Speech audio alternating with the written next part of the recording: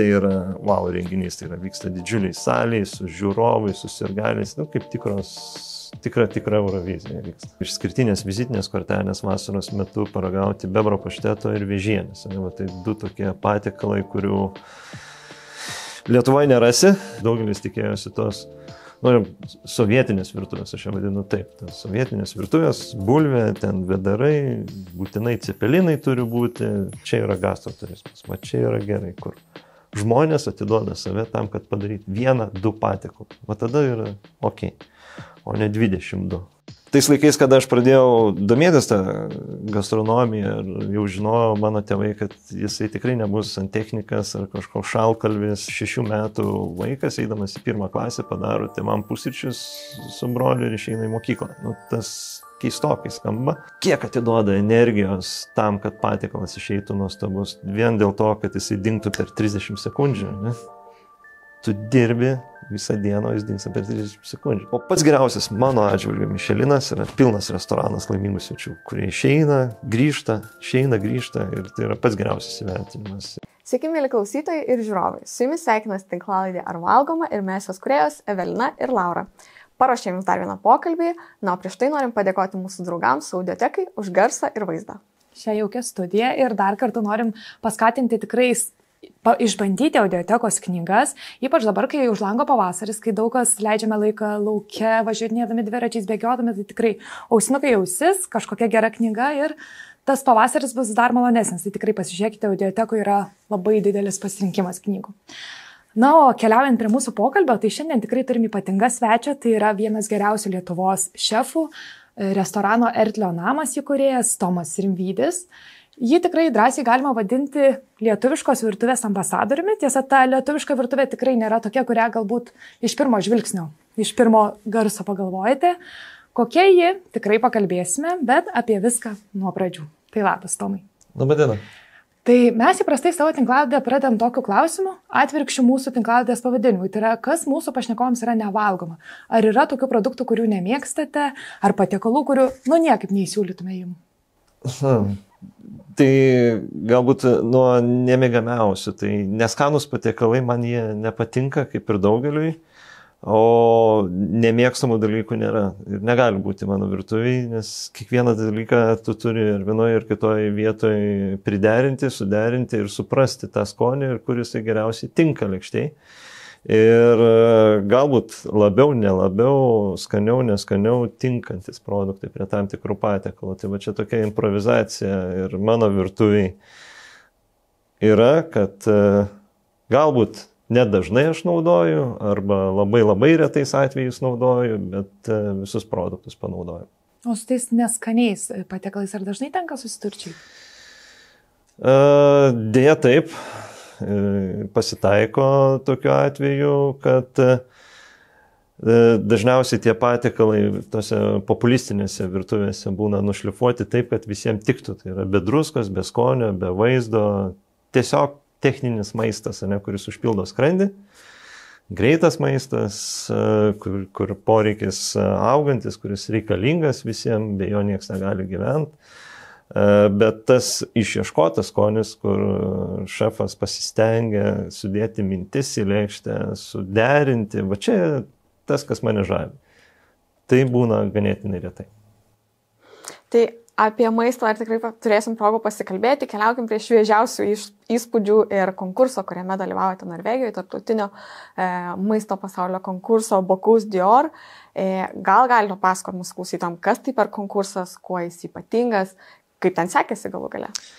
Taip, pradėkime nuo to, jog Lietuva praeitais metais rudenį buvo įtraukta į Bocuse d'Or žemėlapį ir tai yra pasaulinė šefų asociacija, akademija, kuri jungia viso pasaulio šefus ir Lietuva pagaliau tapo tos akademijos, tos šefų šeimos dalimi. Yra šviežias kūrinys Lietuvoje, kuris po truputį rutuliojasi ir tikslai yra keliami aukštyn, jungti, puoselėti ir ugdyti šefus Lietuvoje. Ir vienas iš konkursų Bocuse d'Or nesenai atvykęs Trondheime, tai buvo Europos valstybių atranka, kaip Eurovizija vykstanti, ne, kad būtų lengviau žiūrovams suvokti, kas tai yra, tai būtent Eurovizija, susirinkę Europos šalis, kurios parodo tai, ką moka geriausiai, tam yra griežtas laikas, tam yra produktai, tam yra pasiruošimo laikas, 1 metai ir tu turi 6 valandas parodyti maksimaliai viską, kad galėtum keliauti toliau, tai būtent į Lyoną, į Bocuse d'Oro finalą. Tai mes ten dalyvavom kaip svečių statuse, aplankyti, pasižiūrėti, kaip viskas vyksta ir aišku palaikyti broliukų, latvių ir estų, kurie ganėtinai neblogai pasirodė šiame konkurse. O kokių galbūt naujienų parvežėte į Lietuvą, kas dabar vyrauja Europoje? Gal ar įmanoma išskirti kažkokias tendencijas? Daug techniko vienoje lėkštėje, tai daug sudedamųjų dalių tam, kad šiek tiek suvokt, kas tai yra, tai mes, tarkim, visi žinome duoną. Ne? Tai duona susideda miltai, vanduo, mielės, cukrus, druska, 5 ingredientai, ne? Tai vienas kaip ir patiekalas. Konkurse, va tokių 5 ingredientų duonų yra 12-16. Ir kiekvienas iš jų susideda iš 18 detalių. Tai vien ta duona yra padaryta iš 18 produktų sudedamųjų dalių. Ne? Tai kepintų linų, sėmenų, miltai, prieskonių 7 rūšis, vėlgi miltų mišiniai keli, tam, kad ten atsirastų tobula duona. Ne? Tai yra būtent skonis, būtent struktūra, būtent technika. Ir tai yra viena elementą, yra sunaudota tiek produktų ir toliau toje lėkštėje yra 16 tokių elementų.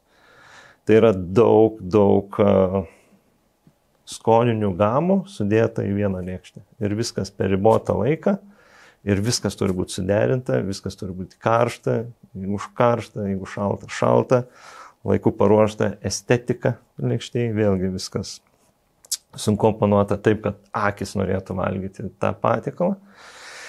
Ir toliau tu, kai ragauji, jauti traškumą, tekstūras įvairias, kremiškumą, mėsos vėlgi, minkštumą, purumą, skonį, kvapą ir taip toliau. Tai yra maksimaliai aukščiausias lygis gastronomijos pasaulyje tokie konkursai. Ir mokslas ir menas viename turbūt. Viskas viename ir tai yra ištvermė ir parodomas, kaip šefas nori pasirodyti ir kaip jisai supranta gastronomiją, nes tai yra didžiulis laiko tarpas tam, kad pasiruoštam konkursui. Tai yra 1 metai, tam konkursui ruošiamasi mažiausiai 30 treniruočių. Tai kad suprastai, viena treniruotė tai yra 6 darbo valandos fiziškai ringe, dar 26 valandos tam, kad pasiruošti ringui. Ne? Tai yra beveik 2 paros, kad tu galėtum vieną treniruotę apturėti. Ne? Taip, kad ją pasiruošti tvarkingai, aišku, tam reikalingi didžiuliai resursai ir piniginių atžvilgių, turėti virtuvę vietą ir viską taip kaip konkurse, kad viskas įvyktų taip kaip sekundžių tikslumu. Tai yra 24 laikrodžiai, kiekvienas darbas yra sumatuojamas sekundėmis ir kaip laikrodukas turi visas užduotis atlikti, kad viską suspėt padaryti. Aš sakyčiau, kad čia visgi ne Eurovizija, o olimpinė žaidynės. Man čia daug atrodo meistriškumo ir tokių detalių, apie kurias, ko gero, matydami kartais net ir tą lėkštę atkeliavusią, net nepagalvoja ir gal net ir gerai, kad nepagalvoja tas, kuris ją valgo. Ne?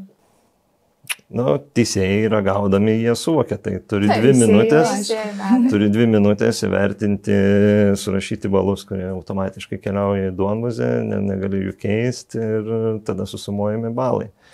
Ir tai yra, vėlgi, ne tik kad šefai garbė šaliai, kuri laimi arba patenka į finalą, toliau važiuoja į Lyoną, Lyone jau yra finalas, kur jau susirenka patys pačiausi iš viso pasaulio. Ir ten jau pasirodo meistrystės viršūnė. Bet šitoje vietoje, lyginant, aš ir Bocuse Lione dalyvavęs ir Europoje, tai tarp Europos šalių yra stipresnis, mano nuomonė, konkursas negu finalas. Nes susirengia tikrai tokios stiprios šalis: Norvegija, Danija, Švedija, Anglija, kurios dirba ties tuo, išradinėja formas, tekstūras, įvairiausius skonius. Tai čia yra aukščiausio lygio meistrystė, mano nuomonė, Europai, kadangi gal čia arčiau namų, visi pažįstam kaip šeima, negu Leonė iš viso pasaulio suvažiuoja. Bet tai yra, wow, renginys, tai yra vyksta didžiuliai saliai, su žiūrovais, su sirgaliais, kaip tikra Eurovizija vyksta. Ir jūs minite, kad dalyvavote dabar kaip svečias, svečiavotės, o ar galime tikėtis, kad gal kitame jau konkurse ir varžysitės? Mūsų Bokuzo akademijos Lietuvoje tikslas yra 25 metais padaryti Lietuvoje atranką. Tai ir atrinktus išvežti į Europos atranką. Tai vėlgi tai yra netokie greiti žingsniai, tam reikia pasiruošti labai atsakingai, kokybiškai, tam, kad galima būtų pasirodyti tvarkingai ir būtų didelė garbė atstovauti Lietuvai, nepadaryti Lietuvai gėdos, o parodyti, kokia mūsų gastronomija yra stipri ir ne ką silpnesnė negu kolegų kaimynų. Tai labai lauksime. Ir parodyti tikrai, manau, turim ką, keliaujant į 2016 metus, kai duris atvėrė Ertlio namas. Kaip gimė ši idėja atstovauti istoriniai lietuviškai virtuviai, kaip būtent susidomėjot ją? Tai ta gastronomija, vėlgi, tas restoranas, jisai palaipsniui brendo ir augo mano mintyse vien tai, kad visą gyvenimą buvau atstovas lietuviško produkto, sezoniškos lietuviškos virtuvės, žavėjausi ir tais sudėtingais produktais ir ką iš jų galima padaryti įdomaus, iš to pačio burokėlio ar panašiai, bet tai yra aukščiausio lygio, ką mes turim Lietuvoje produktai, kurie šalia užauginti. Ir pasipainiojo gastronomijos knyga profesoriaus Rimvydo Laužiko Lietuviška istorinė virtuvė.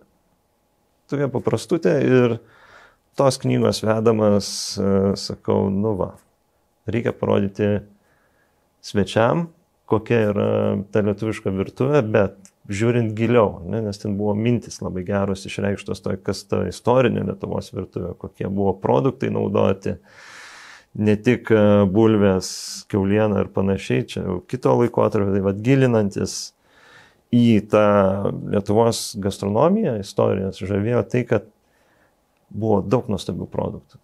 Eriena, aviena, veršiena, įvairios šakninės daržovės, ropės, pastarnokai, kurie nebuvo atrasti.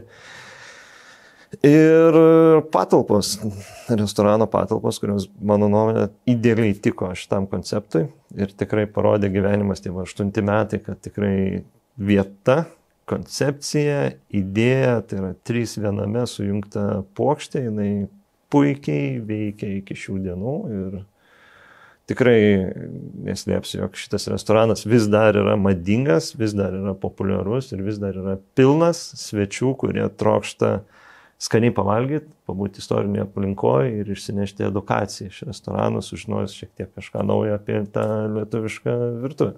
Tai čia galime įsiterpti, mes Rimvydą Laužiką taip pat kalbinom, tikrai galite rasti tą epizodą ir tikrai daug įdomių dalykų ten irgi išgirsti. Na, o grįžtant prie jūsų restorano, tai minite daug tikrai tokių įdomių produktų, bet jūs dėmesį, kaip suprantu, kreipiate į skirtingas epochas. Tai gal galite irgi papasakoti, į kurias ir kokie patiekalai iš jų ateina, ką lankytojai gali paragauti pas jūs? Taip, vienas iš momentų, ką aš akcentuoju, kad atėjus šitą restoraną nerasite bulvės ir kiaulienos. Tai pradėsim nuo to. Ką įprastai galvojam, kad lietuviška virtuvė. Būtent, nes pirmas stereotipas, kada atidarius restoraną, pirmieji žingsniai buvo tikrai nelengvi, nes daugelis tikėjosi tos sovietinės virtuvės, aš ją vadinu taip, tos sovietinės virtuvės, bulvė, ten vedarai, būtinai cepelinai turi būti, šaltibaršių nėra, kokia čia ta lietuviška virtuvė,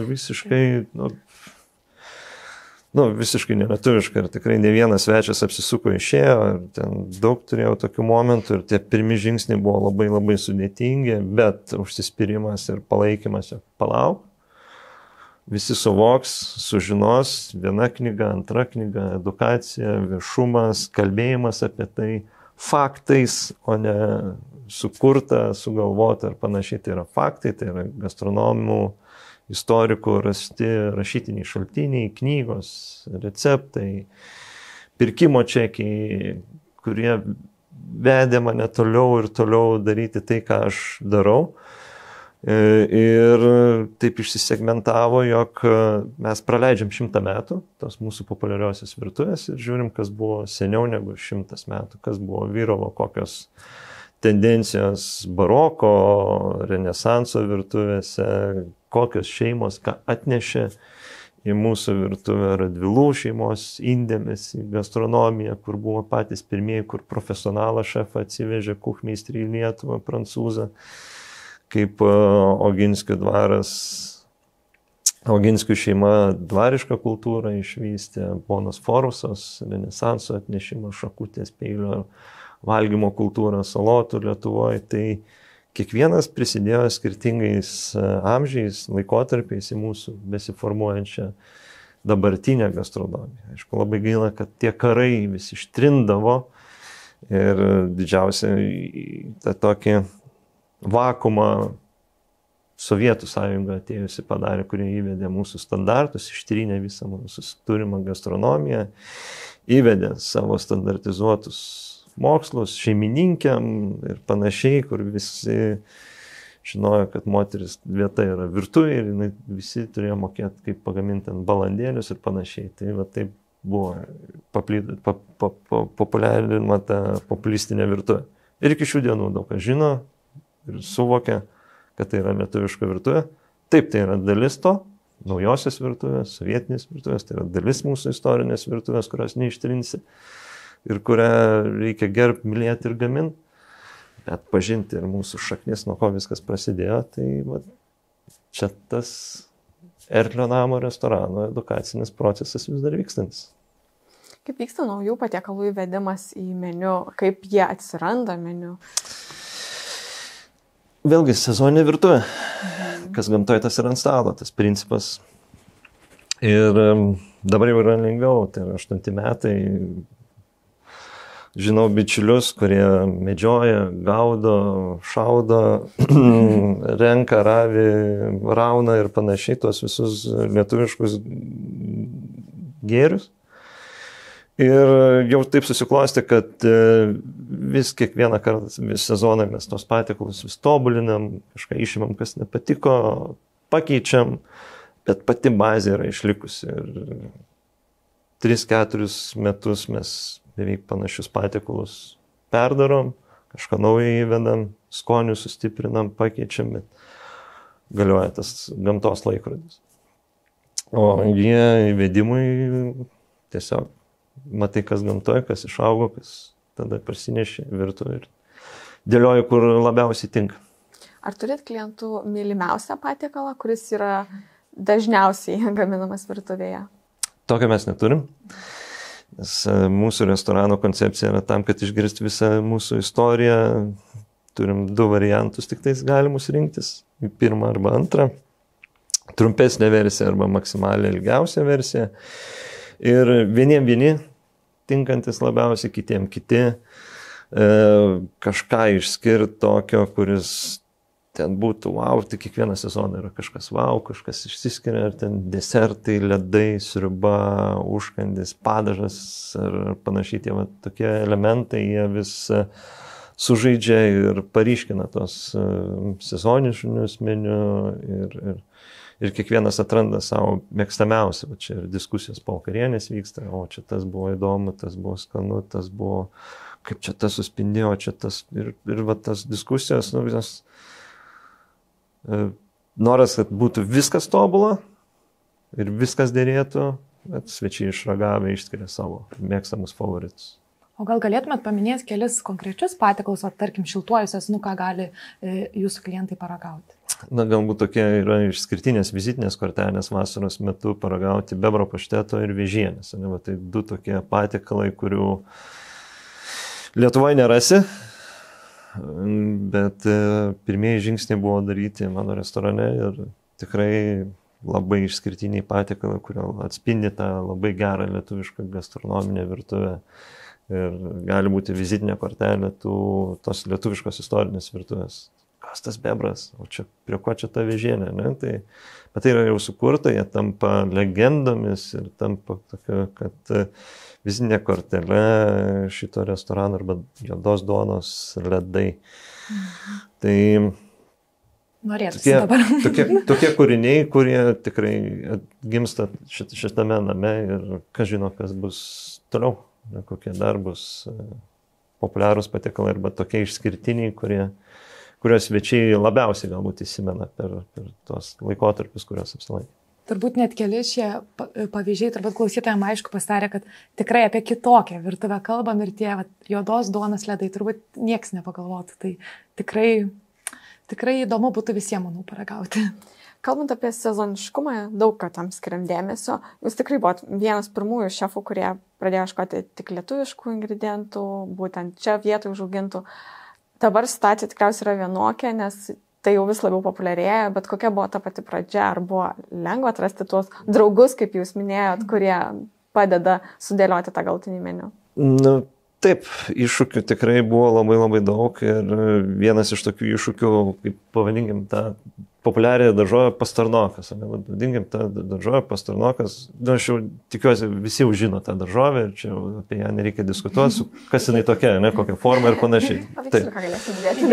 Bet kokį 15 metų atgal gauti lietuvišką pastarnoką buvo labai sudėtinga.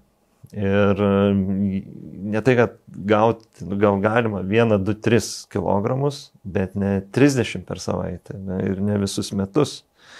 Buvo labai išskirtinis produktas ir šiandien dienai mes turim apsčiai, bet kokį tik nori. Mažiukai, dideli, saldus, nesaldus, peraugia, neperaugia, įvairiausia.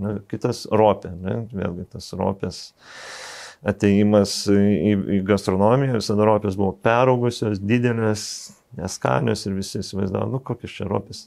Bet jeigu tu gauni tokią ropę, tai jinai yra, tobulos skonio, saldi, gali valgyti žalę, traški, nuostabus produktas. Tai ir tai galima gauti į restoraną. Ir tai galima gauti sezono metu. Dar kokias 3-4 savaitės ir mes turėsim daug smagių jaunų mini daržovių savo virtuviai. Tai yra nuostabus dalykai, ką mėgsta restoranai. Tai yra mažiukai su koncentruotu skoniu, gražiai atrodantis, o svečiam ko labiausiai reikia? Skonio, ir žavesio. Ir tie dalykai buvo be šansų juos gauti, 20-15 metų atgal. Dabar viską tu gauni, kiekvieną dieną gauni su sąskaitom, faktūrom, vėlgi dar vienas, toksai, gal jau nebestebinantis, bet aš vis dar primenu tokį dalyką, kad gauti daržovę, mini ropę į restoraną, visą savaitę, kiekvieną dieną su sąskaita faktūra. Prieš 15 metų, sakyčiau, tas pats, kas nuskris žmogui į mėnulį, nesąmonė kažkokios šešnekį, bet tai dabar vyksta. Ir dabar, tarkim, smidrų sezonas, prasideda, čia daug nereikia sukti, kokie 6 metai atgal. Ras lietuvišką smidrą. Balandžio mėnesį. Su žiburiu nerasi, Arba jeigu turi kaimą, pas močiutę prie durų, ten išlindusi, dar ir taip turi žinot, kad jį reikia laiku nupjauti, o ne papuošalas, kažkoks išauga. Tai tokie dalykai atsiranda Lietuvoje, atsiranda dėka to, kad mes vartotojai žinom, išprusę, keliaudami, matom kitose šalyse, kaip viskas vyksta ir kodėl pas mumis Lietuvoje nevyksta. Pabuvoję kitose šalyse, mes pamatom gerasias patirtis, atsivežam į Lietuvą, taip kuriam Lietuvoje tą gastronomiją. Taip mes auginam smidrus, darom nuostabius sūrius, įvairiausių brandinimų ir tikrai mūsų sūriai yra nuostabus, pradedant nuo avies, baigiant karvės ir panašiai. Tai išskirtiniais dalykais, nes mes mokinamės, atsivežam į Lietuvą ir darom iš lietuviškų produktų nuostabius dalykus. To mums reikia ir tas vis dar yra populiaru ir tikrai visą laiką bus populiaru. Ir mes skirsim dėmesį ir daugiau vis skiriam tam lietuviškam produktui, taip skatinami lietuvišką gastronomiją ir augintojus taip pat, kad jie stengtųsi dėl mūsų, mes dėl jų, tas užburtas ratas. Tai kalbate apie didelį tikrai jau nueitą tą kelią, ar vis dar yra ko trūksta ir pats, iš kažkur kitur turite gauti savo restoraną ir Lietuvoje nepavyksta rasti? Galbūt paukštininkystės skyrių išskirčiau, kur mano paieškos yra kaplūno. Lietuvoje vis dar nerandu to veterinoro, kuris užsiimtų tų kaplūnų paruošimu, kastravimu. Tai yra nemažas potencialas vien mano virtuvėje 30-20 per savaitę kaplūnų suvalgyčiau, kaip aš sakau, paruošiu. Vienas iš tokių istoriškesnių patiekalų, kuris tikrai įdomus. Pataršką išskirčiau galbūt tokius du retesnius paukščius. Aišku, kitų jau negalima valgyti, kaip gandrų, ten povų, kas buvo anksčiau valgoma, arba stumbrų tų pačių, kur viskas uždrausta ir raudonoji knygoje įrašyta, bet istorinė gastronomija buvo dažnas patiekalas ant aukštuomenės stalo. Tai tokie produktai, kas liečia šakninės, augalininkystės, tai mes tikrai šitoje vietoje labai didelį žingsnį padarė, nėra bėdos, bet dar su paukštininkystė. Aišku, žuvies klausimas yra labai toksai, man kelintis daug klausimų, kodėl Lenkai, Latviai, tai patys kaimynai, rusai gaudo, o lietuviai negaudo. Tos pačios Baltijos menkės, kaip pavyzdys. Tai mes taupom, auginam, bet kiti išgaudo. Tai jeigu susitarimas, tai susitarimas visiems turėtų galioti. Arba visi vienodom taisykliam. Tai čia toksai man labai keistas momentas, kad mes puoselėjom, o kažkas išgaudo. Kaip tose Kuršių mariuose negalima žvejoti, o šalia kaimynai viską traukia, kas tiktais juda ir dideliais kiekiais. Tai kažkam gero padarom.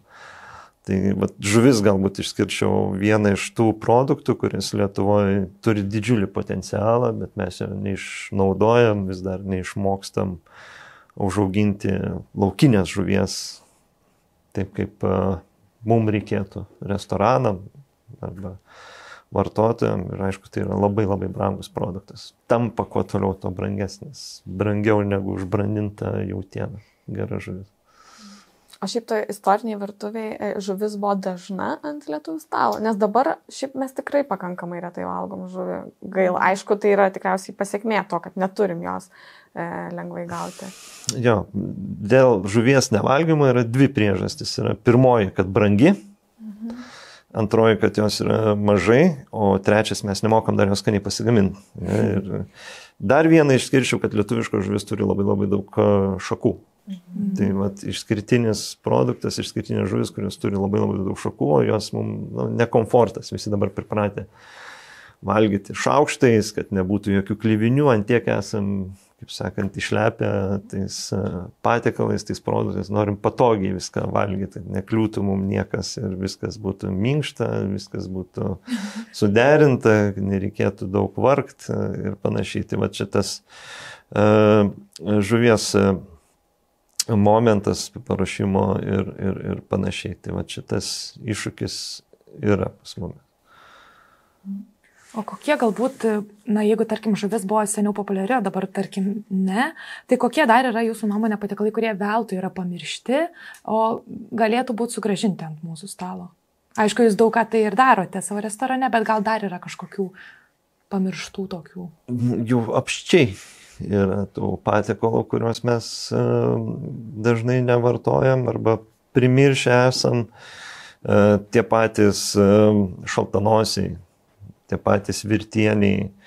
Mes jau jų nebesigaminam, nes yra techniškai pagaminta, jau nusipirkau ir panašiai, bet tai yra unikalus produktas, jeigu pats pasigamini namuose ir pasimėgai tais pačiais tikraisiais šaltanosiais, jie šalyti, jie netokie kaip pačio pasigaminti dalykai. Tai tas primiršimas yra, o žuvis dažnas patiekalas buvo, nes valstietiškoje virtuvėje, ežeruose tais laikais žuvies buvo sudėtinga pagauti, nuėjau, pasigavau, parsinešiau, pasidariau.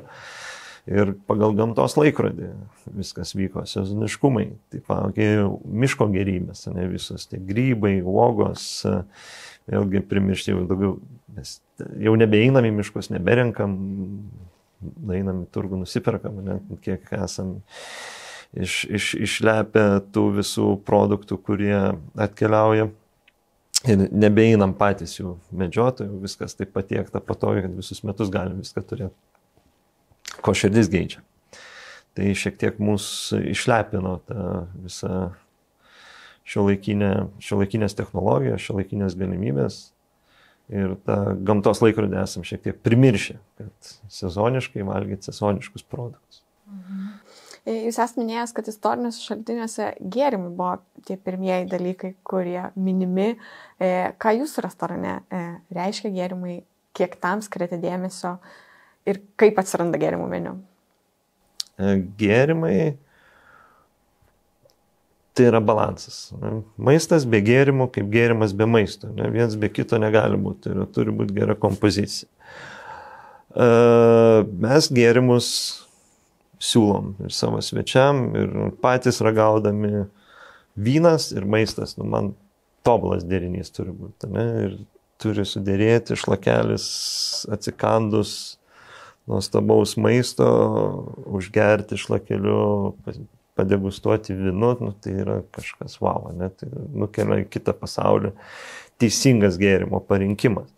Ir taip mes turim vynraštį, kuris yra irgi išskirtinis, jis yra senojo žemyno vynraštis, tokį vyną, kurį istoriniai lietuviškai virtuviai gaudavo aukštuomenė, kur keliaudavo vynai iš senojo žemyno Austrija, Vengrija, Graikija, Prancūzija, dabartinė Italija. Mes visus tos vynus istoriniai virtuviai turėjom. Tai tą mes ir savo restorane turim, atsivežamės juos, suderinam su patiklais ir pasiūlom savo svečiam. Tai iš to vynraščio, kurį mes turim, galima patiem išsirinkti vynus, mėgstamus galima surasti, arba pasitikėti mūsų someljė ir pasirinkti tai, kas sudera. Tai daugiausiai svečių pasitikė ir renkasi tą derinį. Taip atsipalaiduodami gali praleisti tobulai laiką restorane. O be vyno, kas dar ant senovės lietuvių stalo iš gėrimų karaliaudavo? Na tai visiems gerai žinomas alus. Numeris 1. Antras gėrimas - midus. Šitie du gėrimai, kurie lietuviško istoriniai virtuvėje buvo labai populiarūs. Ir ačiū dabartiniam bičiuliam, kurie midų daro teisingai pagal senovės fermentaciją, istorinius receptus ir jie nedaro jų stiprių. Tai yra pakankamai silpno alkoholio kiekio turintys gėrimai, kurie nėra saldus kaip ir iš midaus, bet jie tobuli desertui ar aperityvui ir tikrasis lietuviškas, man tai tikrasis lietuviškas istorinis gėrimas yra midus. Tai labai džiaugiuosi, kad yra bičiuliai, kurie daro daug įvairiausių skonių. Vėlgi jie džiazuoja, jie įsiklauso į mus, į šefus, į mane ir tikrai ne vieną receptą yra padarę bičiuliai midininkai, būtent Šušvės midus sukūręs agurko midu, kuris tobulai dera ir tikrai vasarą atgaivina svečius ir visus, kur... man medus ir agurkas yra labai geras. Aš tą pat pagalvojau, vaikystės. O čia dar gauni midų tokį. Ja. Tai taip, gėrimai yra labai labai svarbus, jie irgi išieškoti ir galima pasiragauti ir padegustuoti.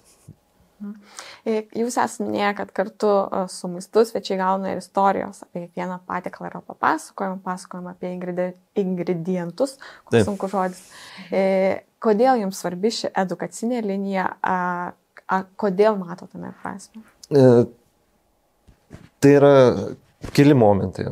Pirmas yra, kad restorane visi eina į restoranus. Restoranuose maistas skanus, neskanus, gražus, visi jau tą išbandė, aplinka gera, negera, visi viską jau yra apturėję taip, kad jau nustebint, nežinau, ko galima nustebinti, gal dar interjeras gali auksinis kažko nustebinti, vaizdas pro langą vandenyno, ar ten kokiam 300 metrų aukštyje, ar panašiai, tokios wow efektai, bet kad kuris nors restoranas pasakotų istorijas apie patiekalo kilmę arba jo sukūrimo esmę, pasižiūri į lėkštę ir tu matai, kad aš nieko nesuprantu, kas ten įdėta, ne?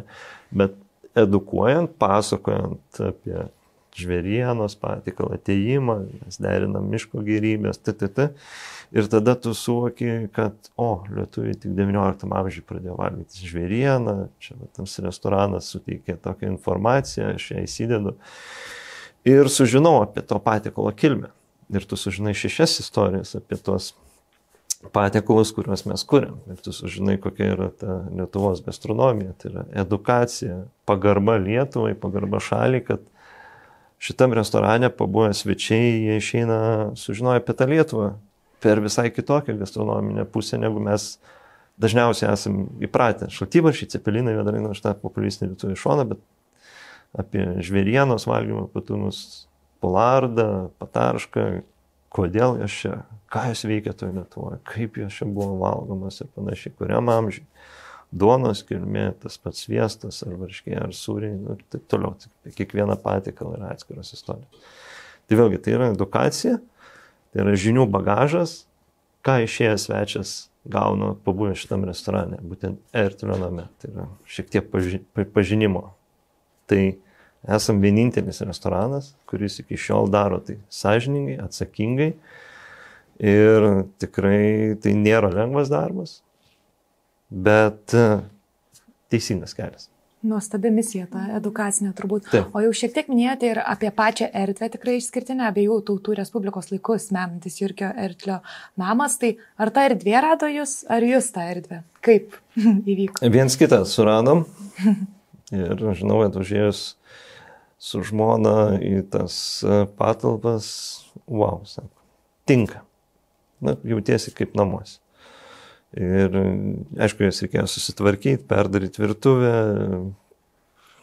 ten higienos visus reikalus sutvarkyti, dokumentaciją ir panašiai, bet jisai, pati ta vieta yra labai, mano nuomonė, yra labai teisinga tokiam restoranui, kad jisai nėra ant autostradų, kaip aš vadinu, tų populiariausių gatvių, bet jisai yra šalia.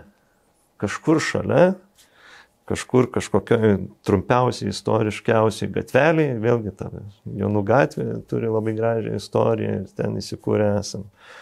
Šalia pačios kaiminystės prezidentūros, labai šalia tų visų tokių patrauklių universitetas, vėlgi bagažą žinių ir panašiai. Tokia strateginė vieta, labai teisinga, bet ne ant autostrado, kaip aš vadinu. Ir svečiam reikia truputėlį nuklyst nuo kelio, kad atrast šiek tiek paieškoti. Bet visi puikiai randa ir bėdų nėra. Tikriausiai užklysta ir nemažai užsienio svečių į restoraną. Su kokia nuostata apie lietuvišką virtuvę jie ateina pas jūs? Galbūt pastebit, kad tenka sugriauti kai kuriuos mitus, kad yra apie tas pačias bulves ar šaltibarščius. Galbūt užsienio svečiai, šitiems svečiam ir buvo skurtas šitas restoranas. Bet kas atsitiko? Mes patys nelabai pažįstam tą lietuvišką virtuvę ir dabar jau po daug metų, 3 metai, 90% lankytojų yra lietuviai. Patys vietiniai. Bet čia nuostabu, turbūt. Taip, čia yra tas keistas nonsentas, kad lietuvišką virtuvę eina pažinti patys lietuviai. Tai yra vadinasi gerai. Tai yra trauka, teisingas kelias ir jie pažįsta ir jie atsiveda draugų, atsiveda užsieniečius. Tu turi atvažiuoti į Lietuvą, nueiti į šitą restoraną, kad tu suprastum, kokia yra ta lietuviška virtuvė. Tugi cepelinai, šakočiai, dar kažkas. Nėra. Varyk ten, sužinosi. Ir visi ateina, tie patys užsieniečiai. Gal su jais yra lengviau, nes jie girdėjo gandus, bet gal nėra ragavę ir panašiai, bet jie paragavo kitos emocijos. Sako, čia tai lietuviška virtuvė, kokia graži, spalvinga, kiek skonių, kokia estetika, kokios istorijos. Ir jie išeina su gera emocija ir jie pažįsta šalį tuo pačiu. Nereikia pervažiuoti visos Lietuvos, kad jie suprastų, kad moderni, šiuolaikiška ta Lietuva yra, kuri naudoja daug technikų lėkštėjai, daug skonio balansų ir nėra ten riebų, nėra kažkokių kiaulienų ar bulvių ar sunkaus maisto, apie kurį mes esam susikūrę tą pasaulėžiūrą į tą lietuvišką virtuvę. Tai mes čia griaunam tą, vadinkim, mūsų nusistovėjusią kultūrą, supratingumą ir kuriam ateitį. Čia turbūt galėtų būti gera idėja, jeigu atvyksta svečiai iš užsienio. Dažnai tikrai būna tas klausimas, kur čia nuvest, ką paragauti. Ir vis tiek dauguma turbūt veda tų cepelinų ir dar kažko, tai gal būtų galima labiau paedukuoti dar. Ir patiems pasiedukuoti, kas nebuvę. Ir nuo savęs, manau, reikia. Nuo savęs pirmiausia pradėti. Jo, aišku. Tikrai taip. Tai manau, keliaujam apskritai į jūsų kulinarinio kelio pradžią. Kaip jums, ar visada žinojot, kad norite atverti restoraną? Kaip atėjote iki Erklio namo? Na, tas kelias jisai yra labai sudėtingas ir tais laikais, kada aš pradėjau domėtis tą gastronomiją ir jau žinojau mano tėvai, kad jisai tikrai nebus santechnikas ar kažkoks šalkalvis ir neįs tuo keliu, kas buvo tais laikais populiaru. Ar jau mokyklos laikais pradėjo domėtis? Taip, tai buvo 89 metai, 89, kaip 6 metų vaikas, eidamas į 1 klasę, padaro tėvam pusryčius su broliu ir išeina į mokyklą. Nu, tas keistokai skamba. Po kelių metų pradeda gaminti konditerijos gaminius, kept tortus, juos pardavinėti. Aišku, ten biznė, ten iš to nieko neišėjo, bet tiesiog, kad judėjo ne tą linkmę. Tėvai nestabdė, leido naudoti, gadint inventorių. Ir jau buvo aišku, kad šitas jisai jau eis prie puodų bliūdų, nors tuo metu profesija buvo labai gėdinga, nepopuliari vyrų tarpe. Labai moteriška, nes moteris turi gaminti valgyti, vyrai turi dirbti kitus darbus, turi būti vyrais, bet jam tenais ir mokslai. 15 metų išsiųstas desantas į Vilnių ir pirmieji gastronomijos keliai, tai mokiniesi dirbi ir visada tas noras, judėti prieki, visada semtis bagažo žinių ir visada noras ir visada ranka pakelimas, numeris 1, aš, ten, kur reikia, aš noriu, aš galiu, aš aukoju savo laisvalaikį, laiką ir aš einu tuo keliu, atvažiuoja koks garsus šefas, kam reikia indų paplauti, aš. Davai plaudu indus, bet šalia jisai man neleidžia plauti indų, ateik, sako, davai, tu man padėsi čia vieną kitą kažką parodyti.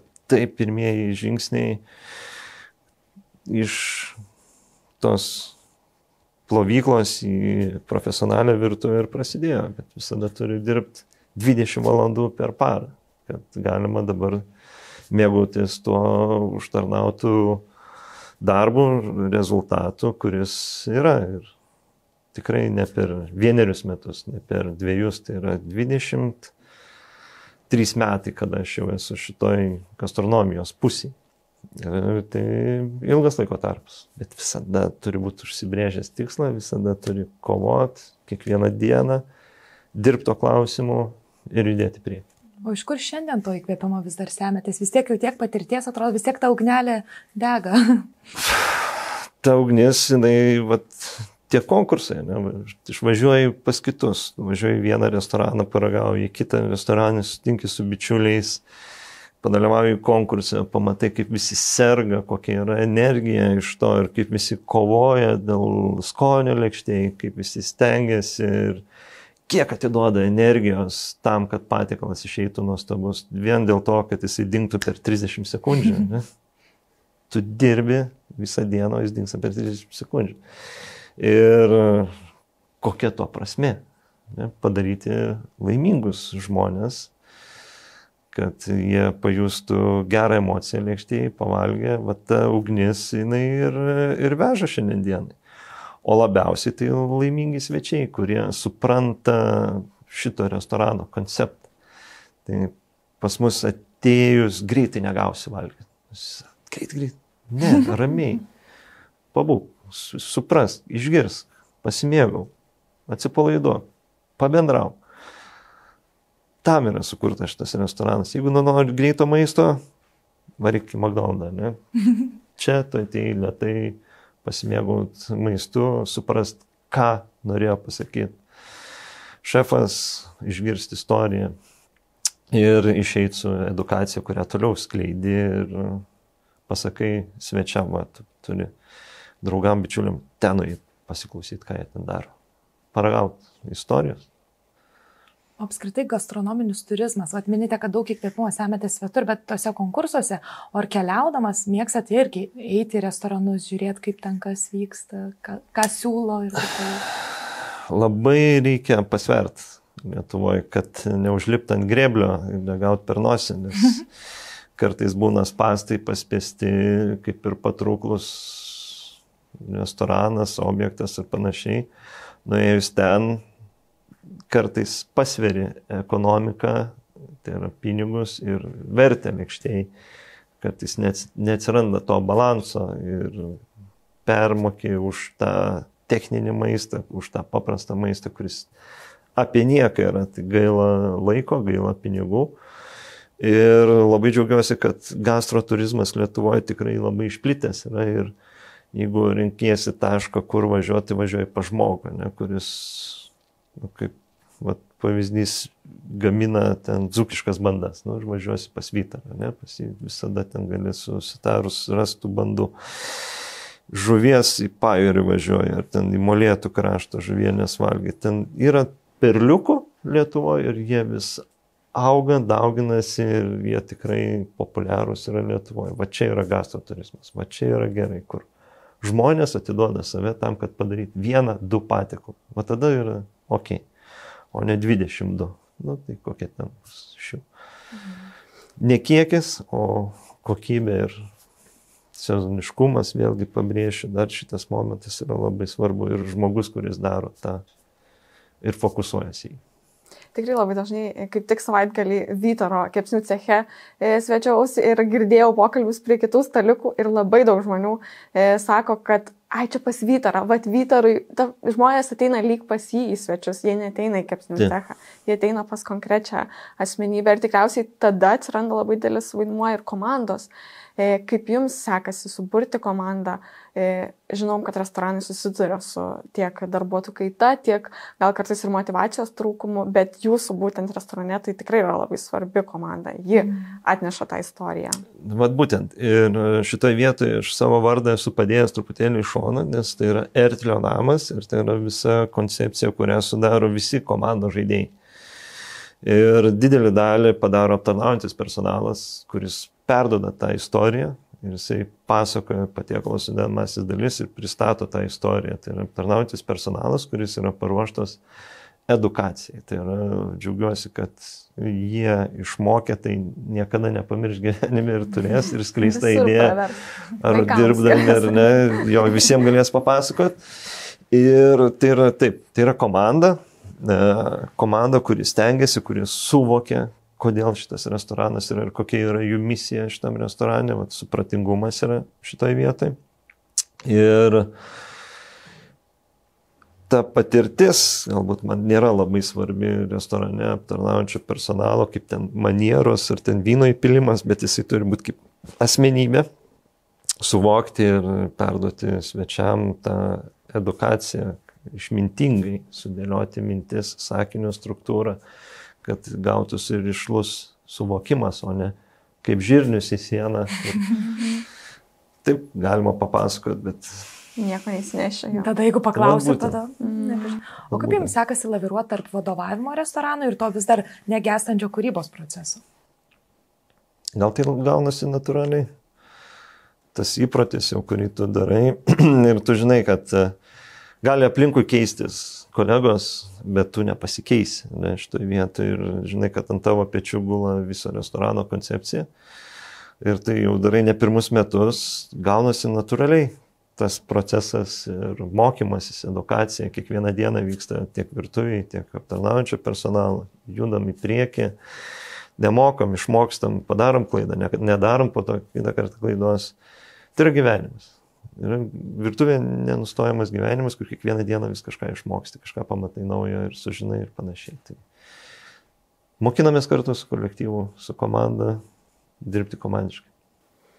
Ir vis garsiau diskutuojam apie Michelin žvaigždutes Lietuvoje. Estai, Latvija jau turi, mes jau čia irgi spirgam, kadagi čia kažkas ateis į Lietuvą.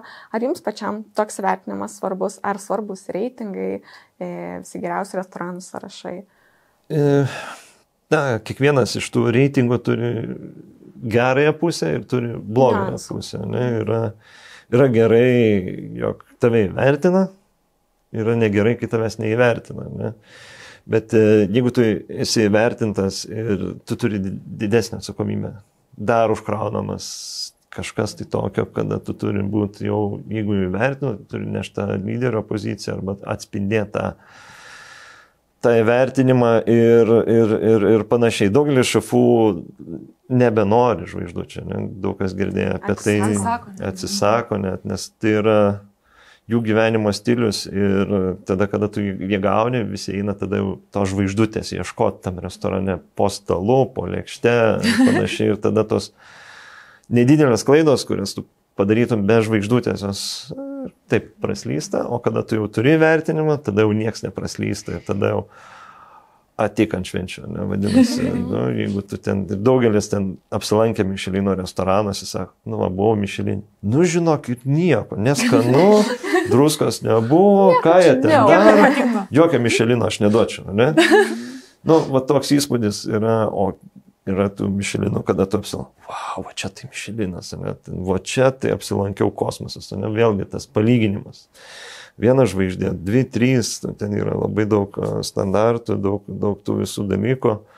Aš manau, kad Mišelino atėjimas į Lietuvą yra labai gerai ir pagaliau sveikinu šitą žingsnį aukščiausiam lygmenį, kad susitarė, rado politinį sprendimą ir suprato, kad jis reikalingas mums. Dabar, kiek jisai atneš naudos Lietuvai, tai tikrai jos bus, tikrai gastronomija prasme turėsim daug gastro turistų ir nebūsim ta pilkoji karvė, kuri neįtraukta į tą gidą ir panašiai, būsim kaip visi. O toliau jau čia daug vis diskusijų, ar vertėjo duoti, nevertėjo, ar įtraukė, neįtraukė, šito neįtraukė, tą įtraukė, tas negerai, kad čia jam davė, tam gerai, kad davė. Nu, daug bus diskusijų, bet keli dalykai, kad yra gerai, tai yra, ir gerai yra darbuotojai mane, tai visai komandai, kada yra vertinimas. Neš toliau tą atsakomybę yra tikrai didelė našta. O pats geriausias mano atžvilgiu Mišelinas yra pilnas restoranas laimingų svečių, kurie išeina, grįžta ir tai yra pats geriausias įvertinimas. Ir mes čia diskutuojam apie tos Mišelinius, sakau, pažiūrėk. Vakar vakarienė vyko, pirmadienio vakaras, pilnas restoranas svečių. Kaip taip galima, atvažiavęs vienas sako, iš užsienio, sako, nu kaip taip, ne, sako, nu ką žinau, sakau, va taip, žmonės ateina ir jie nori ateiti į šitą restoraną ir tai yra geriausias Mišelinas arba įvertintas, tai yra svečias vertina. Gali bet koks gidas įvertinti, 5 žmonės, 15 ar panašiai, tai yra bus jų laikinas įvertinimas, galbūt vienas patiko tuo metu, kitam nepatiko, neįtraukė, susirgė, darbuotojai buvo padarę klaidų, neaptarnavo tai kaip reikia, neperduotos emocijos ar koncepcijos, nu tai jisai nevertas būti dar geriausiu. Bet tu turi ateiti 15 kartų, kad suvokti ir klausyti visumos, ne, ką sako svečiai, kurie apsilanko. Ir jeigu tas restoranas yra pilnas pirmadienį ar pilnas penktadienį, ar ten po savaitės negausi vietos, tai vadinasi kažką jisai daro gero. Ir tai nėra per pirmuosius metus, nes per pirmus metus visi žino, kad restoranai pilni, visi eina, svečiai bando ir panašiai. Bet 8 metus atlaikyti restoraną tokiam lygiai, kad tu negausi staliuko po savaitės laiko, nu tai yra jau parodo, kad tu esi tikrai tą konceptą sukūręs teisingą ir tas valgoma yra svečių. To reikėjo Lietuvai, jis yra ir vis dar madingas ir vis dar jisai traukia svečius ir mes teisingam lygyje esame. Linkime, kad tai dar daug metų tęstasi. O dar artėjant į pokalbio pabaigą, labai įdomu pakalbėti, vis kalbam apie tą aukštą virtuvę, jūsų restoraną, namų virtuvę. Ar dažnai gaminate namuose? Ir ką gaminate? Visiems rūpi šitą klausimą. Paklausime. Dar kitas turėtų sekti, ne, toks klausimas, ką jūs valgot? Ką valgo šefai, ne? Ne, mes visada pusryčiam valgom juodus ikrus ant briošio duonelės su šviežiais skintais baziliko lapelio ikrais padarytais. ir šviežių karvės pienų, susidėliojom su pincetu viską ir ten 2 valandas pusryčiaujam. Su šampanu. Kaip čia spėjot pas mus ateiti? Nu, visi panašiai įsivaizduoja. Ne, mes esame normalūs, paprasti žmonės, valgom tikrai normalų maistą. Taip, aš gaminu namie virš 95% viso maisto. Vaikam, žmonai, draugam, jeigu apsilanko, viskas eina per mano rankas ir tai yra mano aistra ir aš niekam kitam šito nenoriu užleisti, neužleidžiu ir visi laimingi dėl to. Ir žmona, ir vaikai, ir aš laimingas, tai tas balansas šeimoje yra. O tai yra paprasta virtuvė, ką visi ir žinom, ir gaminamės, ir valgom. Tai kažkokių stebuklų nėra, bet produktus pasirenkam. Gal daugiau skonio naudojam, daugiau prieskonio, galbūt žemesnių temperatūrų panaudojam savo virtuvėse, paieškom gražesnio pateikimo, kaip įpratę. Bet man tai nėra kažkokia išskirtinė. Bebro paštetų nevalgau. Pas save restorane paragauti. O draugai nebijo gaminti, kad čia ateina kaip komisija tarsi?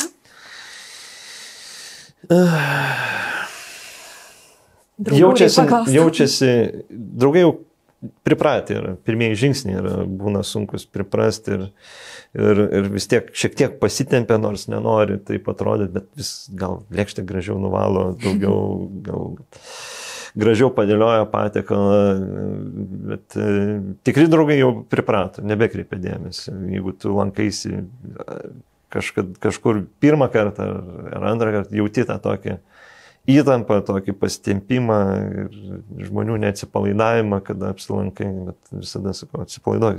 Žmonės mes esam, valgom viską, ką ir jūs. Nesam kažkokie kitokie, paprasti ir paprastas skanus maistas irgi yra valgomas. Būtent kai skanu, tai ko gero niekas nesiginčia čia, kuriai kategorijai šitą patiekalą priskirti. Na ir pabaigai dar vieną banalų klausimą. Kas jums yra maistas?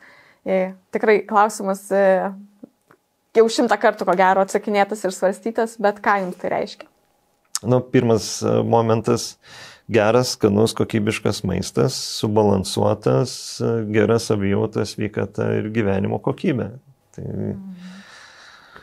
saikas, skonis, balansas, viskas visumoje teikia gyvenimo džiaugsmą. Reikia džiaugtis gyvenimo, ne? Reikia valgyti skaniai. Tikrai tuos 3 valgymus išnaudoti skaniam, nebūtinai ko gero kažkam labai mantriam, bet tiesiog mėgstamam maistui, tai čia tai kiekvienam verta palinkėti. Tai tų džiaugsmų ir linkim. Ačiū Jums labai už pokalbį. Ačiū, kad pakvietėte. Skanių potyrių. Skanių potyrių, labiau domėtis lietuvišką virtuvę, galbūt net užsukti į restoraną ir gražaus pavasario savo klausytojams, žiūrovams linkime ir, kaip ir pradžioj pokalbio minėjau, skaniai bevalgant galbūt ir kokią audio knygą pasiklausyti. Tai ačiū Jums labai ir iki kito karto. Iki.